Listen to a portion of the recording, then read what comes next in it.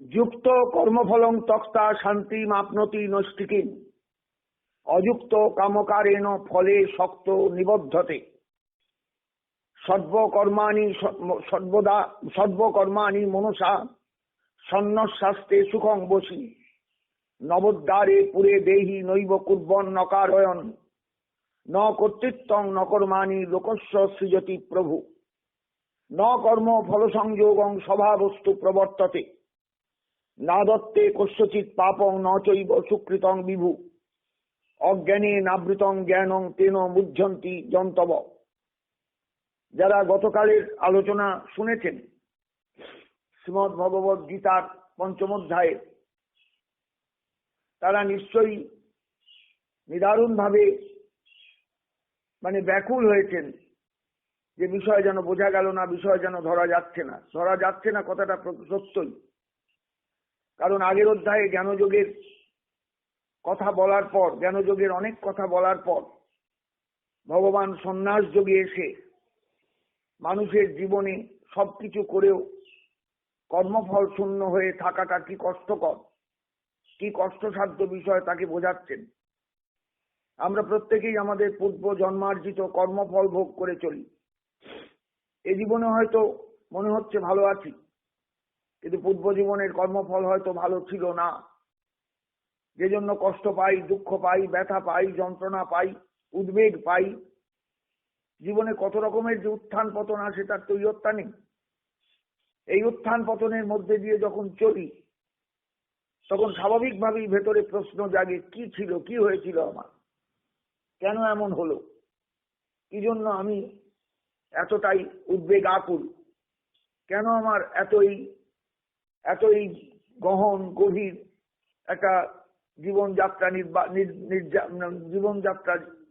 জীবনযাত্রাকে টেনে নিয়ে চলা। মানুষ এরকম অবস্থার মধ্যে পড়ে, আমরা সবাই পড়ি। আমাদের শাস্ত্র কিন্তু ব্যাখ্যা দিয়েছেন এই কিন্তু পূর্ব জন্মার্জিত কর্মফল। সত্যিই তাই, এছাড়া কিন্তু কোনো উপায় নেই। আপনি ব্যাখ্যা দেবেন কি করে? আপনি সাধারণ জীবন যাপন করেন, অথচ আপনার জীবনে এত উদ্বেগ কেন, এত দুঃখ কেন, এত যন্ত্রণা কেন, এত বাধা কেন, এত বিপত্তি কেন? তার একটাই উত্তর, যে আমি হয়তো পূর্ব জীবনে বা তার আগের জীবনে এমন কিছু করে এসেছি, সংস্কার রূপে, বীজ রূপে সেগুলো রয়ে গিয়েছে আমার সঙ্গে।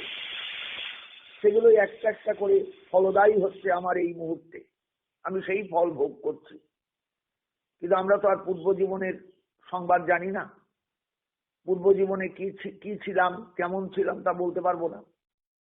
এই জীবনে দুঃখ কষ্টের মধ্যে বা সুখানুভূতির মধ্যেও আমাদের প্রশ্ন জাগতে পারে, কেন এমন হলো, কি জন্য এমন হচ্ছে, ইত্যাদি ইত্যাদি।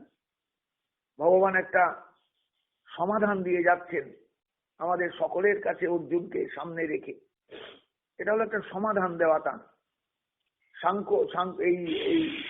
এই সন্ন্যাস যদি মানুষকে কর্মসন্ন্যাসের পথে ঠেলে দিয়ে, কর্মযোগের পথে ঠেলে দিয়ে, সন্ন্যাসের চেয়েও যে কর্মযোগ শ্রেষ্ঠ সে কথা বলে ইঙ্গিত একটা দিচ্ছেন তিনি। তুমি কর্মযোগে যুক্ত হয়ে, কর্মযোগে যোগী হয়ে তুমি সংসারে চলো। এই কর্মযোগ মানে সমস্ত কর্ম করা, কিন্তু কোনো অহংবোধ না রেখে চলা। আমরা কিন্তু প্রতিটা কর্মে একটা অহংবোধ টেনে নিয়ে যাই। আমি করেছি, আমি করব, আমি করেছিলাম, ইত্যাদি ভাব, এবং একটা মনে মনে ফলাকাঙ্ক্ষা থেকে যায়। এই আকাঙ্ক্ষাটা বড় দুঃখজনক। আকাঙ্ক্ষা রাখাটাই মুশকিল। কর্তব্য করতে এসেছি, করে যাচ্ছি, কি পাবো কি পাবো না এই হিসাব আমি রাখতে চাই না। এইরকম একটা অবস্থা মানুষের জীবনে দরকার। নইলে সে কিন্তু কোনোভাবেই প্রকৃত সন্ন্যাসী হয়ে জীবনযাপন করতে পারবে না। ভগবান একটা শব্দ দিয়েছেন আগে, জ্ঞেয় নিত্য সন্ন্যাসী, তাকেই নিত্য সন্ন্যাসী বলে। যৌনর দৃষ্টি ন কাঙ্ক্ষতি নির্দ্বন্দ্ব হি মহাবাহ সুখং বন্ধাত প্রমুচ্যতে।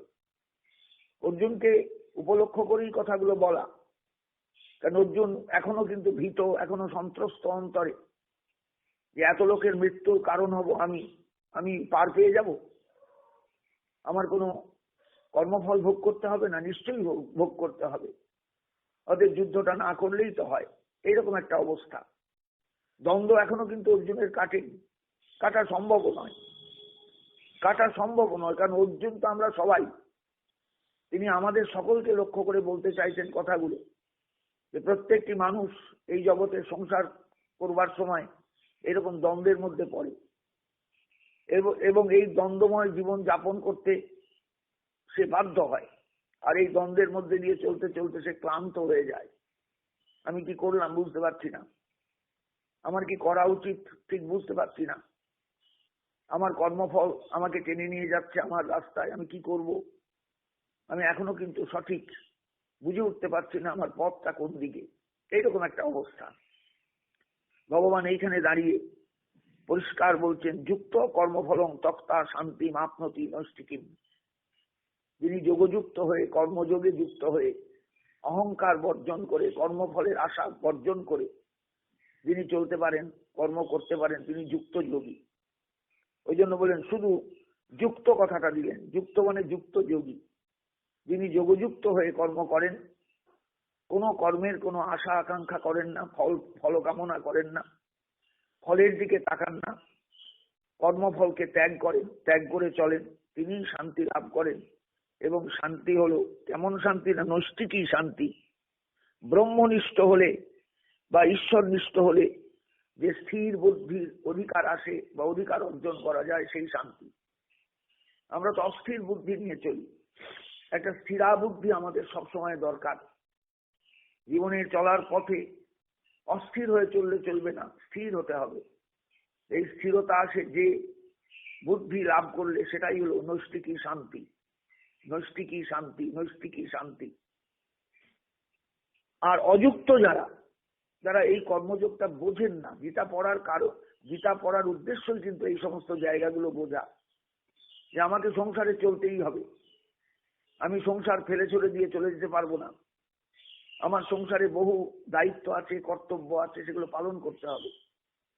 ধীরে ধীরে আমার বয়স হয়ে যাবে, শরীর আর পারবে না, তখনও আমায় কর্তব্য সাধন করতে হবে। কাজে কাজে জীবনে যুক্ত হয়ে কর্ম ফল যে আমি পাবো এরকম আশা আকাঙ্ক্ষা ভেতরে না রেখে, অর্থাৎ কর্মফলের দিকে না তাকিয়ে চলা খুব কঠিন ব্যাপার। এই জন্য যুক্ত আর অযুক্ত দুটো শব্দ প্রয়োগ করেছেন। যুক্ত মানে যোগী, অযুক্ত মানে অযোগী। আগেই বলে এসেছেন যে যুক্ত নয় যে অযোগী, সে কামকারেণ ফলে শক্ত নিবদ্ধতে। সে কামনা পরবশ হয়ে চলে বলে, সে ফলের আকাঙ্ক্ষা করে বলে সে বন্ধনের মধ্যে পড়ে। আমাকে বন্ধন মুক্ত হয়ে চলতে হবে। এই বন্ধন দড়ির নয়, ছেকলের নয়, এই বন্ধন কর্মফলের বন্ধন। আমি এমন কিছু করব না, এমন কোনো রাস্তায় চলবো না যে রাস্তায় গেলে ভবিষ্যৎ জীবনে আমি বন্ধনের মধ্যে পড়ে যাই আরো সাংঘাতিক ভাবে। বন্ধন মুক্তির সাধনাটাও একটা বিরাট সাধনা। এখানে ঈশ্বর কিন্তু অনুচ্চারিত, ঈশ্বর কিন্তু আসছেন না সামনে। আমার কর্মই আমার কাছে ঈশ্বর, আমার কর্মই আমাকে নিয়ে চলবে, এগিয়ে নিয়ে যাবে আমার পথে। আমার জীবনটাকে তৈরি করে দেবে আমার কর্ম, আমার ভবিষ্যৎটাকে তৈরি করে দেবে আমার কর্ম। এই জায়গাটা আমাদের প্রত্যেকের বোঝা দরকার। যুক্ত কর্মফলং তক্তা শান্তি মাপনতি নৈষ্ঠিকী, অযুক্ত কামকারেণ ফলে শক্ত নিবদ্ধতে। এইবার ভগবান সাংখ্য দর্শনকে একবারে সামনে এনে নিরীশ্বর মানে সাংখ্যের পুরুষে অসাধারণ উদাসীনত্ব আমাদের কাছে বোঝাবে। অসাধারণ উদাসীনত্ব, সেই উদাসীনত্বটা আমাদের প্রত্যেকের বোঝা দরকার। সাংখ্য দর্শন নিরীশ্বরবাদী দর্শন, অথচ ভগবান গীতায় বেদান্তের সঙ্গে নিরীশ্বরবাদী দর্শনকে একেবারে মিশিয়ে দিলেন, মিলিয়ে দিলেন, একাকার করে দিলেন। বলছে নব সর্বকর্মাণি মনসা সন্ন্যাসাস্তে সুখম বসি, নবোদ্ধারে পুরে দেহি নৈব কুর্বন নকারয়ন। যেন অর্জুন সমস্ত কর্মকে মনসা সন্ন্যাস, মনে মনে ত্যাগ করে, কর্মফলের আশা আকাঙ্ক্ষা সবকিছু ত্যাগ করে, বসি দেহি, বশীভূত করতে পেরেছে যে সেই দেহি, অর্থাৎ কোনো আকাঙ্ক্ষা নিয়ে চলে না যে সেই দেহি, অর্থাৎ আমি হতে পারি, আপনি হতে পারি, মানে জীবাত্মা, পরিষ্কার ভাষা এক কথায় জীবাত্মা। তিনি নৈব কুর্বন্ন কারয়, কিছু করেন না, কিছু করানো না, কিচ্ছু করেন না, কিছু করানো না। আমরা কিন্তু অজস্র কর্মের মধ্যে দিয়ে জগতে চলি, অথচ সাংখ্যের পুরুষ নিষ্ক্রিয় পুরুষ। আপনারা কালী মূর্তি দেখেছেন তো? কালী মূর্তির পায়ের তলায় যিনি শুয়ে আছেন, যাকে আমরা শিব তত্ত্ব বলে বা শিব বলে জানি, তাকিয়ে দেখবেন তার দিকে, তিনি চোখ বুজে পড়ে আছেন, নিষ্ক্রিয় পুরুষ। এই হলো সাংখ্যের পুরুষ। উদাসীন অবদ আসীনম, দেখবেন গীতাতেও ভগবান বলছেন এক জায়গায়, উদাসীন অবদ আসীনম অসক্তম তেষু কর্মসু। যত কর্ম হয় জগতের সংসারে সবকিছু প্রকৃতির দ্বারা নিয়ন্ত্রিত। আমি পুরুষ, আমি কিন্তু উদাসীন অবদ আসীনম, আমি উদাসীন। সাংখ্যের এই প্রকৃতি পুরুষ তত্ত্বটা না বুঝলে কালী তত্ত্ব বোঝা যায় না। কালী মানে শুধু একটা দেবী নয়, একটা প্রতিমা নয়। বাঙালির যে কালী পুজো, এই কালী পুজোটা হলো একটা দর্শনের আরাধনা, একটা দর্শনের প্রত্যক্ষ রূপ। সেই দর্শনটা হলো সাংখ্য দর্শন, যেটা নিরীশ্বরবাদী হলেও আমাদের প্রত্যেকের কাছে অত্যন্ত মূল্যবান। আমাদের বুঝতে হয় সৃষ্টি তত্ত্বটাকে বুঝতে। আমরা তো অহংকারে অহংকৃত হয়ে সর্বদা চলি, সব সময়ের জন্য অহংকার নিয়ে চলি, আমি করছি, আমি করছি, আমি করছি, আমি করছি, আমি করছি, আমি করব, আমি করব, আমি করব, আমি খাবো, আমি দেখবো, আমি চলবো, সব আমি আমি আমি। এটা কিন্তু আমি নয়। এই আমি কিন্তু আমি নই। আমি অমুক, আমি তমুক, এই নয় কিন্তু। এই আমিটা আমার অহংকার। আর এই অহংকার যতক্ষণ থাকবে ততক্ষণ কিন্তু আমি কিছুতেই এগুতে পারবো না। এই অহংকার বর্জন করাটা আগে দরকার, আমিত্ব বর্জন করা দরকার। সাংখ্যের এই পুরুষটিকে দেখতে হয়, বুঝতে হয়, চিনতে হয়। কালী পুজোয় মহাকালের পুজো হয়, শিবের কিন্তু কোনো পুজো নেই। অথচ শিব প্রত্যক্ষভাবে মূর্তির সঙ্গে জড়িয়ে আছেন। তিনি শয়ান, শুয়ে আছেন, নিষ্ক্রিয় ব্রহ্ম, আর তার বুকের ওপর পা দিয়ে দাঁড়িয়ে আছেন সক্রিয়া প্রকৃতি। অর্থাৎ প্রকৃতি সবকিছু করে, স্বভাবস্তু প্রবর্ততে। খুব ভালো করে বুঝবেন, স্বভাব মানেই হলো প্রকৃতি। যা কিছু যা জগতে চলছে সব প্রকৃতির কাজ। তাহলে আমি, আমার অস্তিত্বটা কোথায়? না, আমি আছি, আছি এই পর্যন্ত। এই যে জায়গাটা, এটা বুঝতে না পারলে আপনি সৃষ্টি রহস্য বুঝতে পারবেন না, এবং গীতার ভাষাও বুঝতে পারবেন না, গীতার আলোচনাও বুঝতে পারবেন না। সন্ন্যাস যুগে ভগবান মানুষকে কর্ম সন্ন্যাসী, কর্মযোগী করে তুলে তাকে সাংখ্যের পুরুষের মতন জগতে থাকতে বলছেন। সাংখ্যের পুরুষ যেমন নিষ্ক্রিয় পুরুষ, সবকিছু করেন, সমস্ত কিছুর অধিকারী, কিন্তু তিনি কিচ্ছু করেন না, তিনি একদম নিষ্ক্রিয়। যা কিছু জগতে চলছে সব প্রকৃতির দ্বারা নিয়ন্ত্রিত, প্রকৃতি করছেন। এবং আরো বড় কথা হলো, এই প্রকৃতি সত্তরজ তমময়ী, তিনি গুণময়ী। তিনি গুণময়ী, এই জগৎটা চালাচ্ছেন সেই গুণময়ী প্রকৃতি। বিষয়টা বুঝবেন যে আমি, অর্থাৎ আমি জীবাত্মা, আমি সন্ন্যাস যোগে যুক্ত হতে যাচ্ছি। আমাকে এই তত্ত্বগুলো না বুঝলে আমার প্রকৃত সন্ন্যাস কিন্তু তৈরি হবে না। আমি কোথাও না কোথাও ফেঁসে যাব, কোথাও না কোথাও আটকে যাব, কোথাও না কোথাও হারিয়ে যাব। আমার অস্তিত্ব থাকবে না, আমি কিচ্ছু বুঝতে পারবো না। এই জন্য এই জায়গাগুলো খুব ভালো করে বোঝা দরকার। যুক্ত কর্মফলম তক্তা শান্তি মাপনতি নষ্টিতি, অযুক্ত কামকারে ন ফলে শক্ত নিবদ্ধতে। আমার কয়েকটা দিন যাচ্ছে এই আলোচনার মধ্যে চলতে চলতে, একই কথাই আমায় প্রতিদিন বলতে হচ্ছে। কারণ যারা আমার শ্রোতা, তারা কিন্তু এত সাংখ্য দর্শন, বেদান্ত দর্শন, এগুলো কিচ্ছু বোঝেন না। আমি তাদের দিকে তাকিয়ে এই কথাগুলো বারবার উচ্চারণ করছি, বারবার বলছি। এই জগৎটা নিষ্ক্রিয় পুরুষ এবং সক্রিয় প্রকৃতির দ্বারা নিয়ন্ত্রিত। ভগবান নিজেও গীতায় বেদান্তকে সদ্ভাগ্যের স্থান দিলেও সাংখ্য দর্শনকে কিন্তু অস্বীকার করতে পারেননি, সাংখ্যের পুরুষকে অস্বীকার করতে পারেননি, সাংখ্যের প্রকৃতিকেও অস্বীকার করতে পারেননি। আমাদের চারপাশে সেই সাংখ্যের পুরুষ আমরা সবাই। এটা বুঝতে হয় প্রত্যেককে যে আমার অহংবোধ ত্যাগ করতে হবে, আমার কোনো অহংকার নিয়ে চলবে না, অহংকার নিয়ে চললে চলবে না। আমাকে সম্পূর্ণ বুঝতে হবে যে আমার যা কিছু, আমার স্বভাব সেটা তৈরি করে দিচ্ছে। এবং স্বভাব মানেই প্রকৃতি, যা কিছু হচ্ছে আমার চারপাশে প্রকৃতির দ্বারা নিয়ন্ত্রিত। এবং যেহেতু প্রকৃতি গুণময়ী, তাই কখনো সপ্তগুণের কাজ হয়ে যাচ্ছে, কখনো রজগুণাত্মক কাজ হয়ে যাচ্ছে, কখনো তমগুণাত্মক কাজ হয়ে যাচ্ছে। নিজে কাজ করেও আমি নিজে বুঝে উঠতে পারছি না আমি কেন এরকম করলাম, আমি নিজেই ব্যাখ্যা পাই না। তার কারণ ওই যে প্রকৃতি তমময়ী, সেই মুহূর্তে তমগুণাচ্ছন্ন আমি হয়ে গেছি, হয়ে গিয়ে এমন কিছু কাজ করে ফেললাম যেটা কিন্তু আমার দ্বারা করা উচিত ছিল না। এমন কিছু আচরণ আমার দ্বারা হয়ে গেল যেটা আমার কাছেই পরে মনে হচ্ছে ঠিক ঠিক ঠিক এটা কেন করে বসলাম। এগুলো কিন্তু প্রত্যেকে বুঝতে পারবেন না, বুঝতে পারলে কিন্তু এই জায়গাগুলো ধরতে পারবেন না।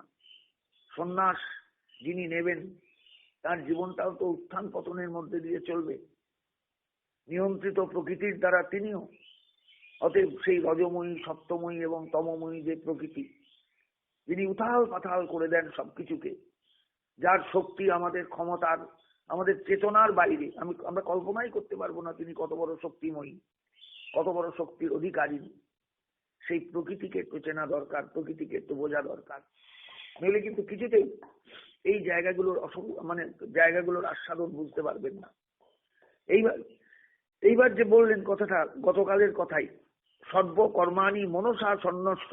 অতএব সন্ন্যাস যোগে যিনি যাবেন তিনি সমস্ত কর্মকে মনে মনে ত্যাগ করে যাবেন। কাজ করবেন, মনে ত্যাগ করবেন, কিন্তু বাইরে তার কাজ চলবে, তিনি কর্ম থেকে বিচ্যুত হবেন না। কারণ কালীর তলায় যিনি শুয়ে আছেন, পায়ের তলায় শিবরূপে, তিনি কিন্তু সক্রিয় নিষ্ক্রিয় পুরুষ, তিনি কিন্তু প্রকৃতিকে শক্তি যোগাচ্ছেন। অতএব তিনি তো চুপচাপ নয়, শুয়ে আছেন ঠিকই, চোখ বুঝে আছেন ঠিকই, নড়াচড়া নেই ঠিকই, কিন্তু তিনি কিন্তু নিষ্ক্রিয় পুরুষ। অতএব সমস্ত শক্তি কিন্তু তিনি যোগাচ্ছেন প্রকৃতিকে, এটা বুঝতে হবে প্রত্যেককে। সেই নিষ্ক্রিয় পুরুষকে চেনা দরকার এবং তাঁরই দৌলতে বা তাঁরই বিশেষ ক্ষমতা বলে প্রকৃতি সক্রিয়া, প্রকৃতি সবকিছু করে যাচ্ছেন। সৃষ্টি চলছে, সৃষ্টির মধ্যে উত্থান পতন চলছে, সৃষ্টি ধ্বংস হচ্ছে, আবার নতুন সৃষ্টি হচ্ছে ধ্বংসের বুকেই। এই যে চলছে অনাদি অনন্ত কাল ধরে, সেই সক্রিয়া প্রকৃতিকে বুঝতে গেলে নিষ্ক্রিয় পুরুষটাকে বোঝা দরকার। এই জন্য বললেন সর্বকর্মাণি মনসা সন্ন্যস্য, সমস্ত কর্মকে মনে মনে ত্যাগ করে দেহি, অর্থাৎ যিনি দেহধারী, যিনি বশীভূত করতে পেরেছেন তার সমস্ত অহংবোধকে, সমস্ত অহংকারকে, কোন রকমের কোন চঞ্চলতা তার মধ্যে নেই, তিনি দেহের মধ্যে থাকেন, চুপচাপ থাকেন। নবদ্বারে পুরে দেহি নৈব কুর্বন্ন কারয়ন। আমাদের এই দেহটা 9টা দ্বার বিশিষ্ট, 9টা আউটলেট, আগেও বলেছি আবার বলছি।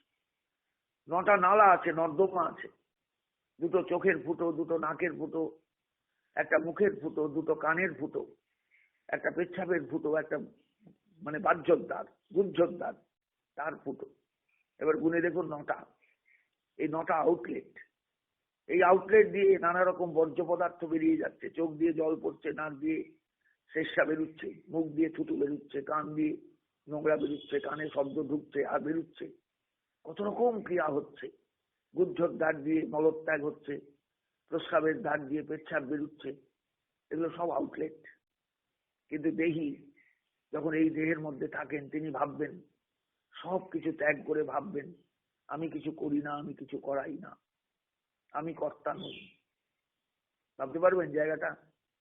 সন্ন্যাস যোগ মানে কেমন সন্ন্যাস? শুধু আমি কাপড় পাল্টিয়ে ফেললাম, অমুক সাম্প্রদায়িক দীক্ষা নিলাম অমুক জায়গায় গিয়ে, এবার মালা ছোলা ধারণ করলাম, মাথা কামিয়ে ফেললাম, তার মানে আমার সন্ন্যাস হয়ে গেল। গীতার সন্ন্যাস যোগ কিন্তু সেই কথা বলে না। গীতার সন্ন্যাস যোগ মানুষকে তৈরি করে, মানুষকে তৈরি করে, মানুষকে তৈরি করে। আমরা গীতা পড়ি না তো, সেই জন্য গীতার সন্ন্যাস যোগ বোঝা একটু কঠিন। আমরা কাপড় পাল্টিয়ে সন্ন্যাসী হই। উনি আমার বেশের গুরু, দেখবেন কথা বলবেন, কথা বলে দেখবেন উনি কে আপনার মন্ত্রগুরু, বলে না না না, বেশের গুরু, উনি আমার বেশ দিয়েছেন। দেখবেন বেশ দানের একটা আবার অনুষ্ঠান হয়, বেশ ত্যাগ করা, বেশ গ্রহণ করা, গৃহী বেশ ত্যাগ করা, সন্ন্যাসী বেশ গ্রহণ করা, এই কি কাজ?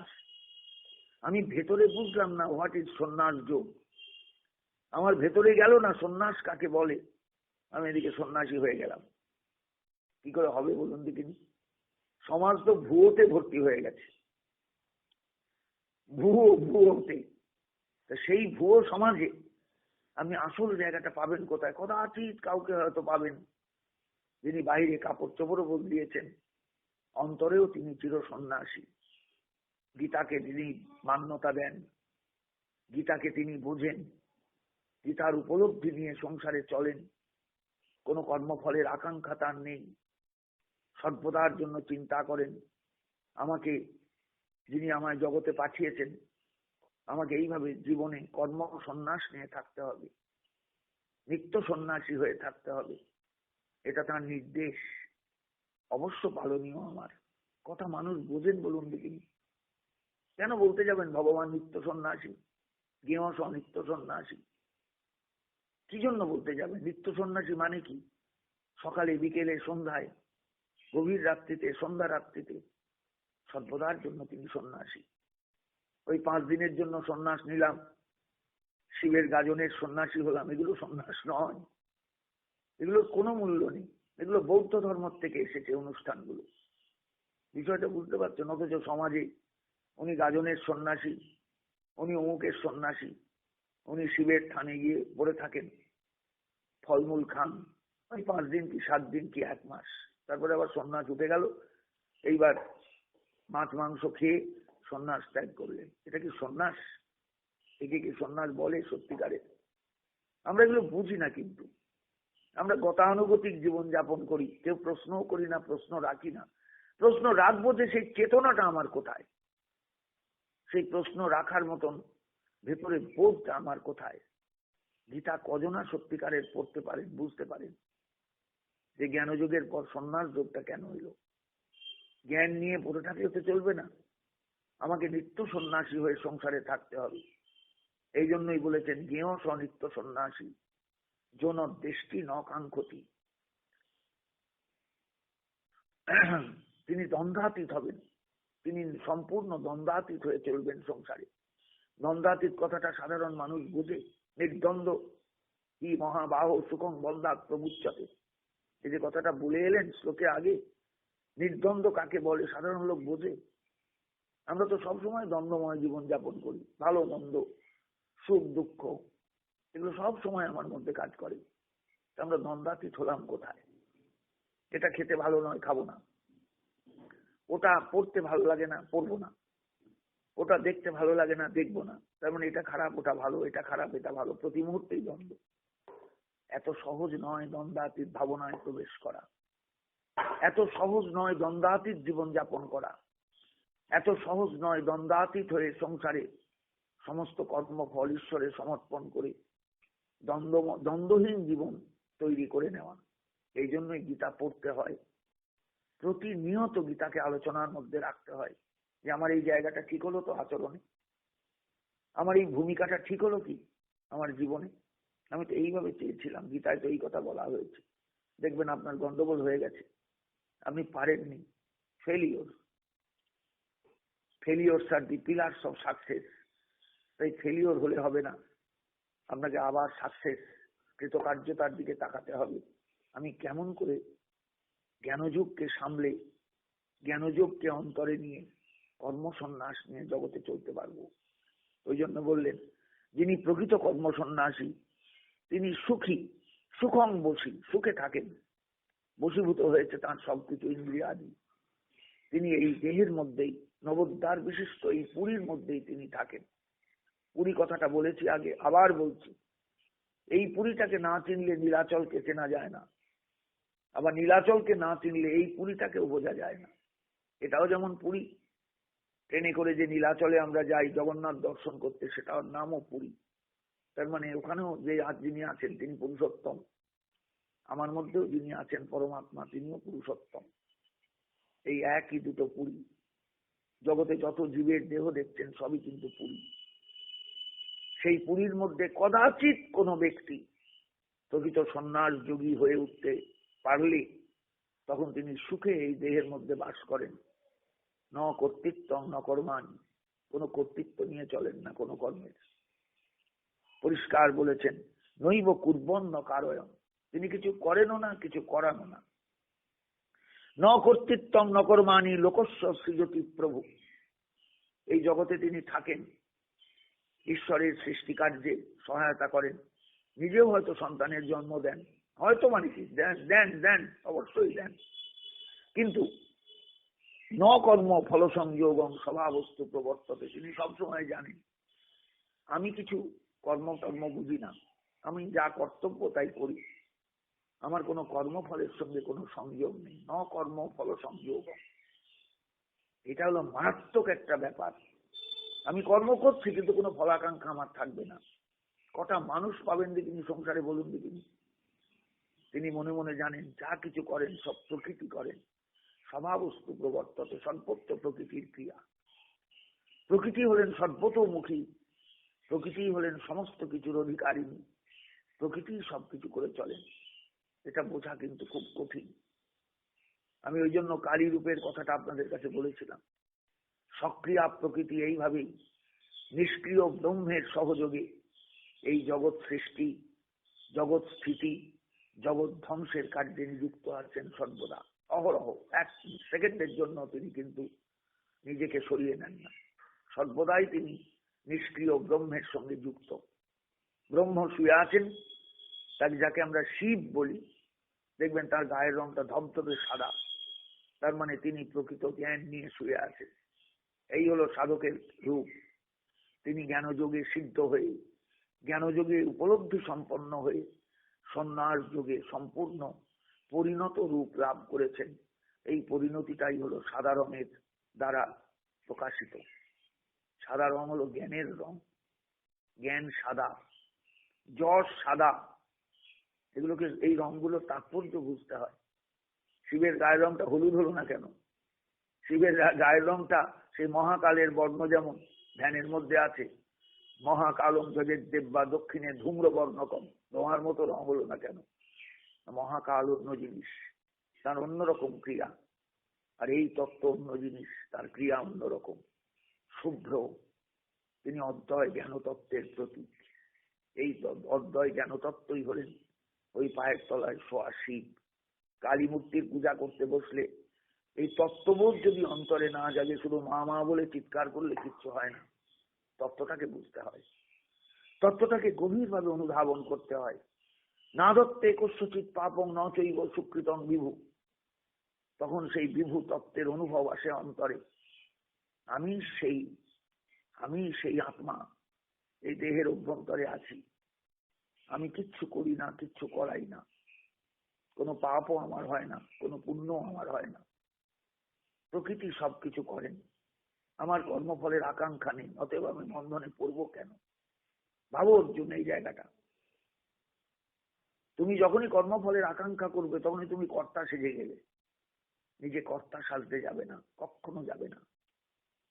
সুখে বাস করো নবদ্বার বিশিষ্ট এই দেহের মধ্যে, সমস্ত ত্যাগ করে কর্মফলের বাসনা, আমিত্ব, অহংবোধ সবকিছুকে ত্যাগ করে থাকো। ন কর্ম ফল সংযোগ, ভাবো আমার কোনো ফল সংযোগ নেই, যা কিছু করছেন প্রকৃতি করছেন। এই যুদ্ধ তোমার জন্য হচ্ছে না, প্রকৃতির নিয়মে হচ্ছে। ভাবো না দত্তে কস্যচিৎ পাপং ন চৈব সুকৃতং বিভু, তিনি কোনো পাপের ভাগীও হন না, কোনো পুণ্যের ভাগীও হন না। কেন মানুষ তাহলে এই পাপ পুণ্যের কথা চিন্তা করে? তুমি কেন করছো না? তোমার এখনো অজ্ঞান আছে। অজ্ঞানে আবৃতং জ্ঞানং তেন মুহ্যন্তি যন্তব, অজ্ঞান আছে বলেই তুমি মুহ্যমান হচ্ছ, মোহগ্রস্ত হচ্ছ।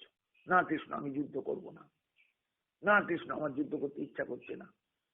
তুমি বলেছো না কিছুক্ষণ আগে গীতার একবারে প্রথম অধ্যায়ে, না কৃষ্ণ আমার যুদ্ধ করার কোনো বাসনা অন্তরে নেই। এ কি কাণ্ড! আমরা প্রিয়জন বধে এসে নেমেছি। তাহলে তোমার চেতনা কোথায় কাজ করছে এবার বোঝো। অজ্ঞানে আবৃতং জ্ঞানং তেন মুহ্যন্তি যন্তব, সমস্ত জন্তু অজ্ঞানে আবৃত হয়ে মোহগ্রস্ত হয়। জ্ঞানেন তু তৎ অজ্ঞানং যেষাং নাশিদং আত্মন, জ্ঞানের আলো এলে যখন তাদের ভেতরে সেই অজ্ঞান চলে যায়, তেষাম আদিত্যবৎ জ্ঞানম প্রকাশয়তি তৎপরম, তখন তাদের ভেতরে সূর্য উঠে আলো বিতরণ করেন। আকাশে সূর্য উঠলে যেমন অন্ধকার চলে যায়, রাত্রির অমানিসা কেটে যায়, তেমনি আমাদের প্রত্যেকের মধ্যে অমাবস্যা আসে, পূর্ণিমা আসে। অমাবস্যা যখন আসে জীবনে, তখন চারদিক অন্ধকার লাগে। আমি ভুল করছি, আমি ভুল করছি, আমি অহংকারে মত্ত হয়ে আছি। এই অহংকার, এগুলোই অন্ধকার। আমার সংসার, আমার ছেলে মেয়ে, আমার স্ত্রী, কেউ আমার নয়, কেউ আমার নয়, কেউ আমার নয়, কিচ্ছু আমার নয় জগতে, আমিও আমার নই, এ দেহটাও আমার নয়। এগুলো অজ্ঞান। অজ্ঞানে নাবৃতম জ্ঞান। জ্ঞান তাকে প্রকাশ পেতে দেয় না, সেই সূর্যের আলো আসতে দেয় না আমাদের জীবনে। অজ্ঞান যতক্ষণ থাকে, অজ্ঞানে নাবৃতম জ্ঞান তেন বুঝন্তি যন্তব। এই অজ্ঞান যতক্ষণ থাকবে ততক্ষণ জন্তু মানে প্রাণী, যে কোনো জীব, মানুষও জন্তু, বেড়ালও জন্তু, কুকুরও জন্তু, সব জন্তু। কি অসাধারণ শব্দটার প্রয়োগ! তুমি ভেবো না তুমি উচ্চ স্তরে আর একটা কুকুর নিম্ন স্তরে, তা নয়, কিন্তু সবাই সমান। অজ্ঞানে নাবৃতম জ্ঞান। প্রত্যেকের জীবনে অজ্ঞান তার জ্ঞানকে আটকে রেখে দেয়, সূর্য উঠতে দেয় না, অন্ধকার অমানিসা চারদিকে ডেকে থাকে। জ্ঞানেন তু তৎ অজ্ঞানম যেষাং নাশিত মাত্মন। জ্ঞানের সূর্য আকাশে উঠলে এই অজ্ঞান দূরে যায়, অহংবোধ দূরে যায়, আমি কর্তা এই বোধটা হারিয়ে যায়। তেষাম আদিত্যবৎ জ্ঞানম প্রকাশয়তি তৎপরম। অন্ধকার কেটে গেলে সূর্যোদয়ের পর যেমন চারদিক আলোয় আলোয় ভরে যায়, তেমনি প্রত্যেক মানুষের জীবনে এই অন্ধকার কেটে গেলে জ্ঞানের সূর্য চারদিকে জ্যোতির্ময় রূপে প্রকাশিত হন। আদিত্যবৎ, সূর্যের মতন তার প্রকাশ। এই জ্ঞান সূর্যের দীপ্তি, জ্ঞান সূর্যের আলো প্রত্যেকের জীবনে দরকার। গীতা পাঠ মানে গীতা রিডিং দেওয়া নয়, গীতা পাঠ মানে মাথায় ঠেকিয়ে ঠাকুর ঘরে রেখে দেওয়া নয়। গীতা পাঠ মানে গীতাকে বোঝা, গীতার শব্দ, গীতার ধ্বনি, গীতার মাধুর্য, গীতার তাত্ত্বিক অনুভব, গীতার ব্যবহারিক অনুভব, গীতার চিরন্তন অনুভব, তাকে উপলব্ধি করা, যা চিরকালের চিরন্তন আমাদের জীবনকে আলোকিত করে, আলোকিত করে রাখে। আমি জানি, আমি বুঝি যে গীতাকে আমরা সেইভাবে কেউ দিতে পারি না, কেউ নেওয়ার মতন জায়গাতেও নেই। ওই গীতা গীতা বলি বটে, গীতা বিতরণ করা হয়, গীতা দিয়ে আমরা পরম তৃপ্তি লাভ করি। আমি এতগুলো ব্রাহ্মণকে এতগুলো গীতা দিয়েছি, কিন্তু যে ব্রাহ্মণদের দিলেন তার মধ্যে কজনা গীতা পড়েন, কজনা গীতা বোঝেন, তখন দেখবেন আর আপনি খুঁজে পাবেন না কিছু। তা লাভটা কি হলো গীতা দানের? আপনি তো নিজেও পড়েন না যিনি গীতা দান করছেন, তাহলে গীতার অনুভব আপনার কোথায়? আমাদের সত্যিকারের বলতে কি, গীতার প্রতি আমরা মুখে শ্রদ্ধা দেখাই, অন্তরে কিন্তু সেই শ্রদ্ধা আমাদের নেই। আজ এই পর্যন্ত রাখলাম, আগামীকাল আবার আপনাদের সামনে দেখা হবে। মানে আমার কথা আপনারা শুনতে পাবেন, আশীর্বাদ করবেন। জয় নিতাই, জয় গৌর হরি, জয় গৌর ভক্তবৃন্দ।